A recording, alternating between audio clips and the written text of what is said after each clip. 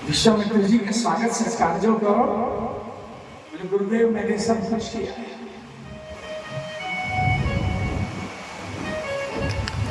परंतु विश्वामित्र ऋषि जी ने जो मांग लिया मेरे हृदय कमल को, मेरे प्राणों को, प्राणों से भी प्यारे मेरे राम और लखन को मुझसे मांग लिया है। विश्वामित्र जी ने कही कि हे वशिष्ठ जी, आप तो जानते हो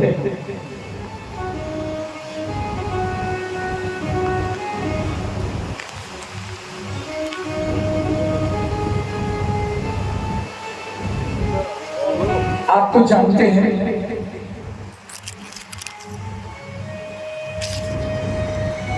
कि इस अरण्य में अनेक महापापी देखते हैं। उन पापी देवताओं से रक्षा करने का एक ही उपाय है यज्ञ की। इनसे दक्षिणा स्वरूप में राम लखन को मांगने आया है, लेने आया है कि हमारी यज्ञ की रक्षा करें, जिससे उन दैत्यों का हनन हो सके। पापाचार को भूमि पे से निकलना पड़े, भागना पड़े, मिटना पड़े।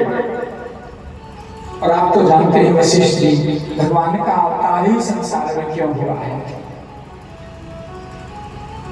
पापाचार को मिटाने का ही एक कारण है जो भगवान मनुष्य शरीर लेकर के इस भूमि पर पधारे हैं, और वो भी अवध में।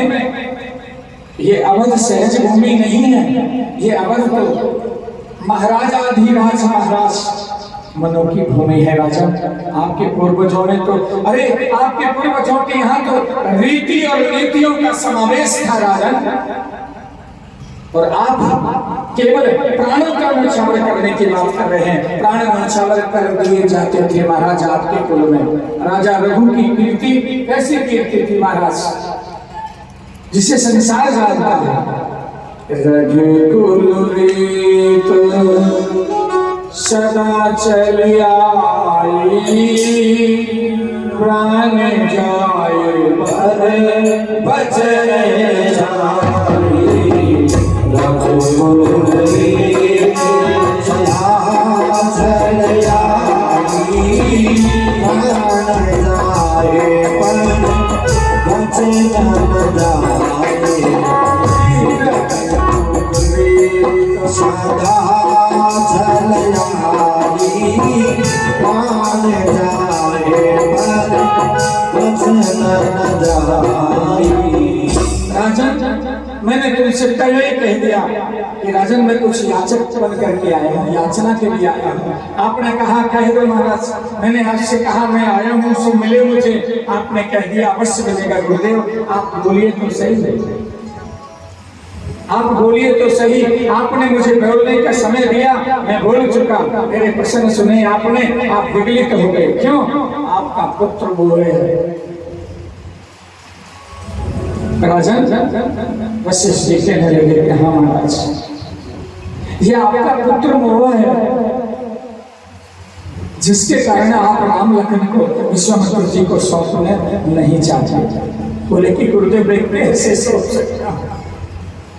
हजारों वर्षों के अंतराल के बाद में मैंने देवताओं के संग आप जैसे महापुरुषों का साथ लेकर के और यज्ञ उत्पन्न किया। उस उत्कृष्ट यज्ञ के प्रभाव से प्रभु ने मुझे ये प्रसाद पुत्रों के रूप में प्रदान किया है महाराज।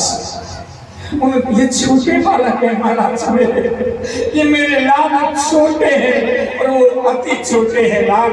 कैसे महाराज मनुष्य ताड़ी का स्वभाव वेदों का हरण इनसे कैसे हो पाएगा महाराज? नहीं नहीं है गुरुदेव वशिष्ठ, गुरु विश्वामित्र आप मेरी विनती को स्वीकार करें महाराज। चाहो तो मैं चल सकता हूँ, इसके बदले में आप चाहे मेरे प्राणों को मांग ले महाराज। मैं खड़ग लाई है मेरे मंत्रियों, और मैं अपनी गर्दन को काट करके आपको सौंप सकता हूँ महाराज। विश्वामित्र कहने लगे कि हे राजन, तुम्हारी गर्दन को प्राप्त करने से मेरा मनोबल, मेरा मंतव्य पूरा नहीं हो सकता। मेरा मंतव्य तो आपके पुत्र राम लखन को सौंपने से पूरा होगा, और मैं आज इन महलों से जाने वाला नहीं हूँ राजन। जब तक आप अपने पुत्रों को मुझे नहीं सौंपोगे पृथ्वी रक्षा के लिए, तो जानते क्या हो राम लखन के बारे में। वशिष्ठ जी कहने लगे, हे विश्वामित्र जी को इशारा कर दिया कि अभी से अगर राजा दशरथ समझ गए तो भगवान से कोई भार नहीं उतारा जाएगा, इसलिए इशारा कर दिया कि पूरा परिचय ना बोलो। इशारे में कहा कि हाँ महाराज, ये सच है, आप राम लखन के बारे में कुछ नहीं जानते कि उनकी वीरता कैसी है। बदल दिया प्रसंग जो था कहना वो बदल चुके कि उनकी वीरता कैसे है तुम नहीं जानते, वो हम जानते हैं। जो बोलिए ना वशिष्ठ जी, उनकी वीरता कैसी है। हाँ, मुझे विश्वास है मेरे परम स्नेही आदरणीय श्री वशिष्ठ जी हैं, उनके द्वारा जो विद्या प्राप्त कर लेता है वो संतलोकी में किसी भी दैत्य से हार नहीं सकता, ये मुझे विश्वास है।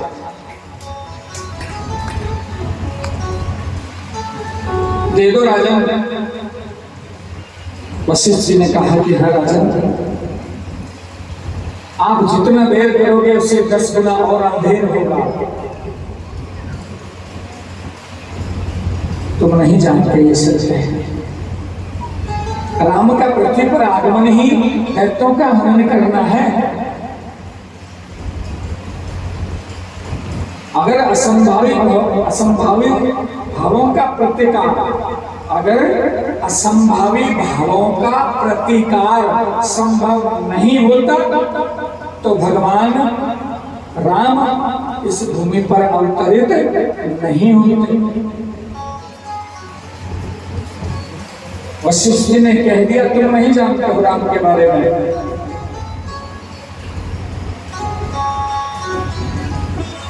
तब तक महारानी कौशल्या जी आ गया महाराज।